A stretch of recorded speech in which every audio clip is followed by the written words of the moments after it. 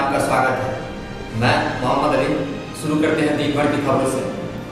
झंझारपुर के भाजपा सांसद वीरेंद्र चौधरी ने खजौली विधानसभा के कई पंचायतों में सड़क का उद्घाटन कर बिहार सरकार को हर मोर्चे पर विफल बताया।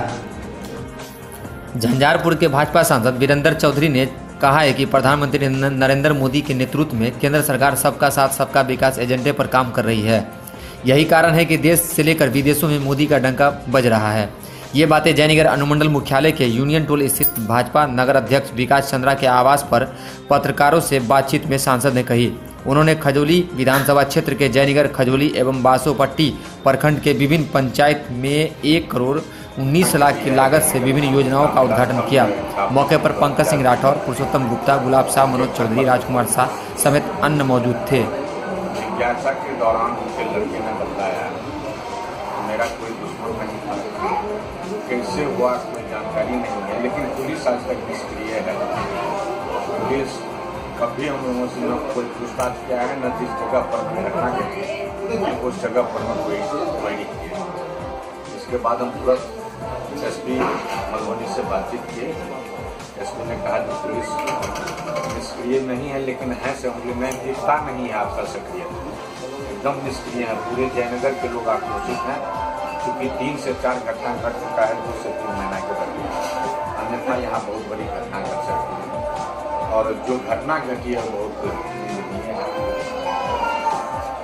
आज सवेर में कुछ नगरवासियों से जो बातचीत पता चला है, उस लड़का को नहीं मालूम है, लेकिन पता चला है कि जमीनी विवाद पे चला है। जमीनी विवाद में जमीन किसी खास आदमी से जो लिए हैं, वही आदमी 300-400 घटना घटाएगा। आज स्थल की घटना घटी, कोई नंद ज्यादा मारा गया तो सतन झा को मारने के लिए गए, तो कोई आलम खान मर गए, और 25 तारीख को रामविलास काफी का हत्या हुआ है। लेकिन इतनी बड़ी घटना घटने के बावजूद भी पुलिस की नींद नहीं खुल गई है, और अभी तक शायद 1 आदमी की गिरफ्तारी हुई है। कार्रवाई से बहुत नाखुश हूँ, यह चिंता का विषय है। पुलिस प्रशासन को सक्रियता दिखाना ही पड़ेगा, अन्यथा भारतीय जनता पार्टी के कार्यकर्ता लोग जयनगर शहर में बहुत बड़ा निर्णय लेने के लिए मजबूर हो सकते हैं।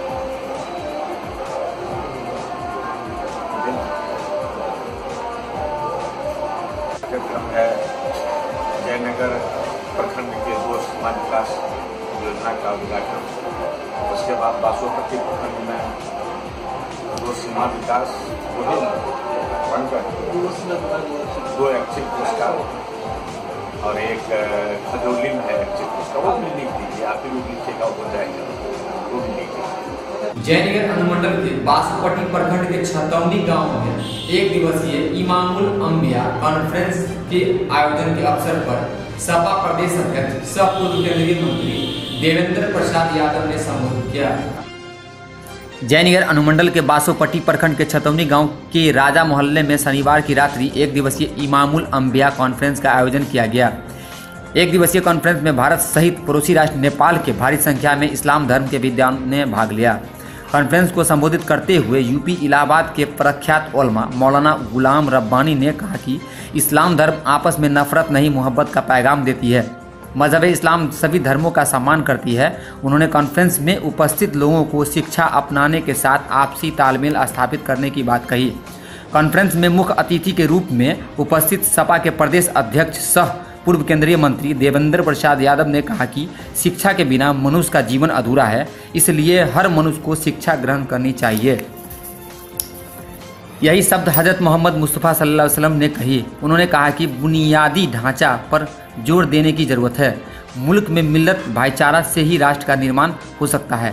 पूर्व केंद्रीय मंत्री ने कहा कि केंद्र में जब सच्चर कमेटी की रिपोर्ट पेश की गई थी, तब मैं पहला व्यक्ति था जिसका अनुवाद उर्दू और हिंदी में करने के लिए आवाज़ उठाई थी।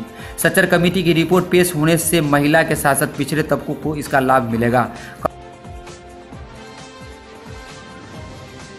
और कुरान में भी, आयात में भी, और मोहम्मद साहब का भी यही संदेश है, पढ़ो, क्योंकि पढ़ना सबसे ज्यादा इसीलिए मैंने तालीम की बात कहा है। और दूसरी बात मैं कहना चाहता हूँ, दुनिया में हिंदुस्तान जो है दुनिया का सबसे दूसरे नंबर का आबादी वाला, मुस्लिम आबादी वाला हमारा मुल्क है ये। इस मुल्क में मिल्लत, भाईचारा, अमन ये बना के रखा है, महफूज है। ये हिंदुस्तान की खूबसूरती है, इस देश की खूबसूरती है, इस मुल्क की खूबसूरती है। बदरे यहाँ हम मातरे बदन